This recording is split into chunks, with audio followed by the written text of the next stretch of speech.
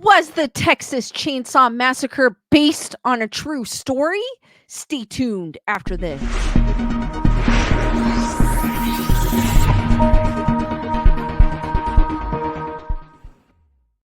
What's up, Grayson Report? Happy Tuesday. I hope I'm finding you well and that your week is going great thus far. I know the weekend seems so far away, but it will be here soon.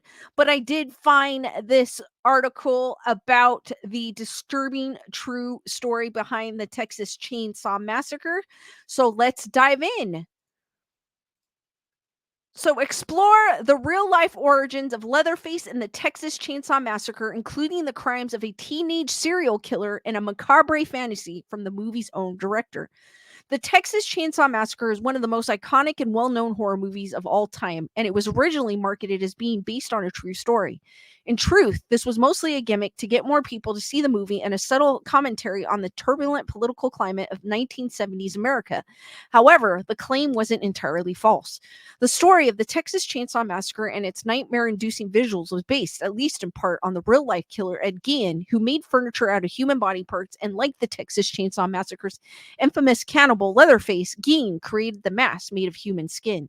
But Gein was not the only inspiration behind the horror classic. In fact, director Toby Hopper drew inspiration from a number of sources, including Hopper's own dark thoughts during a Christmas shopping trip in 1972.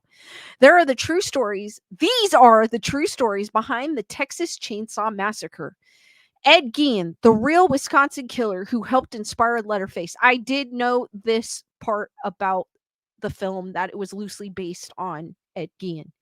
Ed Gein, the butcher of Plainfield, is often cited as the biggest influence behind the Texas Chainsaw Massacre. In fact, Gein served as an inspiration for several other notorious silver screen psychopaths, including Psycho's Norman Bates and The Silence of the Lambs' Buffalo Bill. Ooh, I did not know that. Gein didn't use a chainsaw to kill his victims, but he did share one trait with the Texas Chainsaw Massacre counterpart, a mask made of human skin.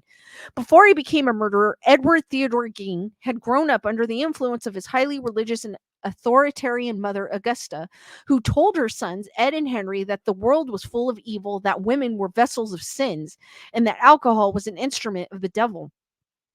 While Henry clashed with Augusta, Ed took his mother's lessons to heart. Then one day in 1944, while Ed and Henry were burning away vegetation in their field, Henry suddenly went missing. The fire had apparently gotten out of control, and emergency responders arrived to extinguish it and found Henry's body face down in the marsh, dead from asphyxiation. Ah, that's sad.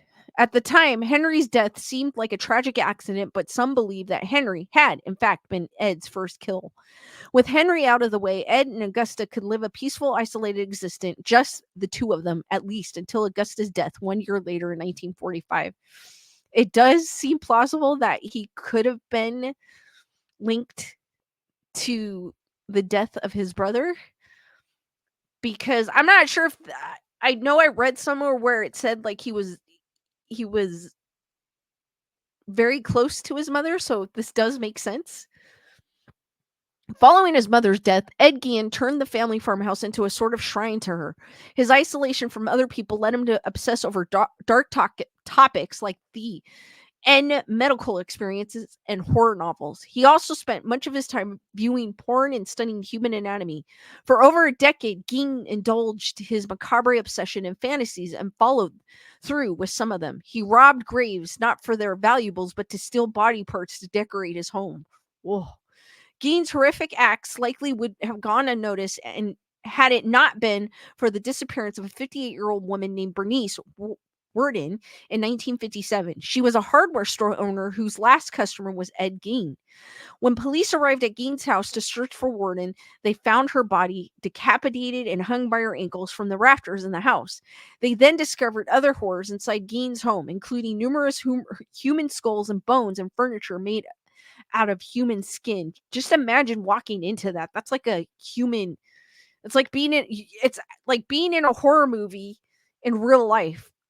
I probably would never, if I were those officers, they probably would have never forgotten that scene when they first walked in. Authorities also found the remains of another woman, Mary Hogan, who had gone missing a few years earlier. But it wasn't just Hogan and Wardens whose body had been mutilated by Gein. Police found body parts from a number of different women, including 9 different women's genitals. I get why he did this, because he took what his mother said literally. So it like literally. Though Gein only admitted to killing Hogan and Warden and claimed that he had simply stolen other women's body parts from nearby graves, it remains unknown that Gein's true number of victims was. Chillingly, Gein's ultimate goal, he told police, was to create a woman's suit so that he could become his mother. After his arrest, he was deemed criminally insane and he spent the rest of his life in mental hospitals. Kind of sounds like Jason from Friday the 13th. It's not difficult to see how the disturbing aspects of Gein's life, an obsession with his mother, using human bodies to craft furniture, and wearing a mask made of human skin, worked their way into horror movies. But the Texas Chainsaw Massacre is not retelling of Ed Gein's life, and Toby Hopper's inspiration for the film stemmed from other true stories as well. How the true story of Elmer Wayne Henley helped influence the Texas Chainsaw Massacre. In an interview with Texas Monthly, the Texas Chainsaw Massacre co-writer Kim Henkel explained that while Ed Gein served as a major source of inspiration for the horror film, there was another infamous killer who helped influence the writing of Leatherface, Elmer Wayne Henley. I had no clue. Did never heard his name in connection with this. He was a young man who recruited victims for an older homosexual man, Henkel said. I saw some news reports where Elmer Wayne was identifying bodies in their location, and he was this skinny little old 17-year-old, and he kind of puffed out his chest and said, I did these crimes and I'm going to stand up and take it like a man. Well, that struck me as interesting that he had this conventional morality at that point. He wanted it known that now that he was caught, he would do the right thing. So this kind of moral schizophrenia is something I tried to build into the characters. Henley was an accomplice of one of America's most brutal serial killers, Candyman Dean Corll, who he met when he was just 15 years old. The teen had grown up with an abusive father, and though his mother left with his sons when Henley was 14, the trauma stayed with him. Corll used Henley's troubled past to become a sort of depraved mentor to him. I needed Dean's approval, Henley later said of Corll. I wanted also to feel like I was man enough to deal with my father. Eventually, Corll began paying Henley to bring him victims, teenage boys whom Corll would and murder. Corll offered Henley $200 for every body he brought to him, and possibly more if they were good looking. At first, Henley thought Corll was selling these bodies to human trafficking rings. It wasn't until later that Henley realized Corll was killing them. Then, Henley graduated to a full-on accomplice, bringing his own friends to Corll and helping to hide their bodies. And at least 6 of Corll's 28 known victims, Henley himself played a direct role in killing the victims. The murderous spree, alongside Corll's other young accomplice, David Owens Brooks, ultimately came to an end on August 8, 1973, when Henley brought 2 of his friends, Tim Curley and Rhonda Williams, to Corll's home to party. Corll was furious with Henley for bringing a girl over. To appease Corll, Henley offered to help him and murder the 2. But when Corll and Henley entered the bedroom where Williams and Curley were tied up, Henley snapped and fatally shot Corll. Soon afterward, Henley called the police to confess that he had done what he had done. He and Brooks later led investigators to the places where Corll's victims were buried. Both Henley and Brooks were sentenced to life in prison for their roles in the crime spree. I feel sorry for the people that were friends and they ended up being at the wrong place at the wrong time, believing that this man was their friend, in fact was leading them into a trap. Interestingly, while Henley took responsibility for helping Corll, he showed little remorse for the actual crimes. My only regret is that Dean isn't here now, so I could tell him what a good job I did killing him, Henley said. Oh my god, this guy's crazy. How a 1972 holiday shopping experience led Toby Toby Hopper to give Leatherface a chainsaw. The most surprising inspiration behind the Texas Chainsaw Massacre came from Toby Hopper's own experience while Christmas shopping in 1972. As Hopper explained, he was frustrated with the busy crowd and happened to be at a standstill near a display of chainsaws and thought to himself, I know a way I could get through this crowd really quickly. Thankfully, Hopper didn't use a chainsaw to tear through the crowd that day, but the moment did lead him to give Leatherface his infamous chainsaw. While dreaming up Leatherface, Hopper also recalled a doctor who had once told him that when he was a pre-med student, he went into the morgue and skinned a cadaver and made a mask for Halloween. That bizarre memory helped the character come together even quicker. I went home, sat down, all the channels just tuned in. The Z-guest blew through, and the whole damn story came to me in what seemed like about 30 seconds, Hopper said. The hitchhiker, the older brother at the gas station, the girl escaping twice, the dinner sequence, people out in the country out of gas, and thus one of the world's most famous horror movies was born.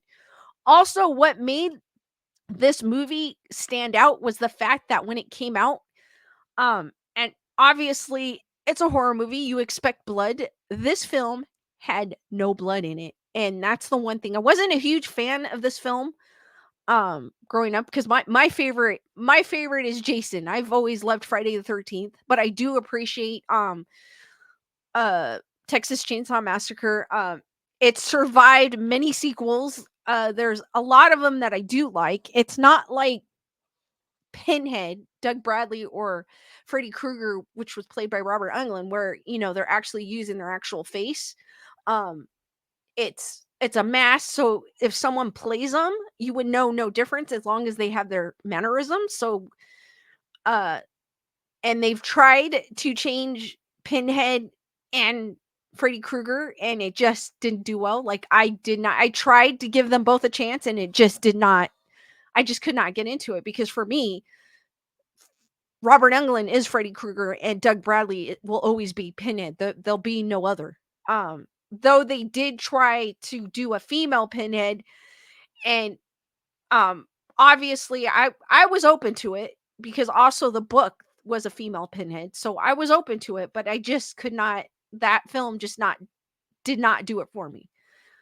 But with the Texas Chainsaw Massacres, even the most recent one, I've always enjoyed every single one of them. I don't know, it's always there's something always frightening, especially with the very first one with the no blood. I mean, that was scary, and just seeing this man with leather on it, like this face on him and a chainsaw. Oh my gosh, was just crazy. I did know, as I said earlier, I did know about the Ed Gein, but I did not know about the other um, items that influenced this film, and I did find that quite interesting. But what what is your favorite horror movie? Is Texas Chainsaw Massacre one of them? Comment below. And as always, I do go live every Monday, Thursday, and Saturday at 7 p.m. Pacific Standard Time. Be there and be squared and stay spooky, guys, and sweet nightmares.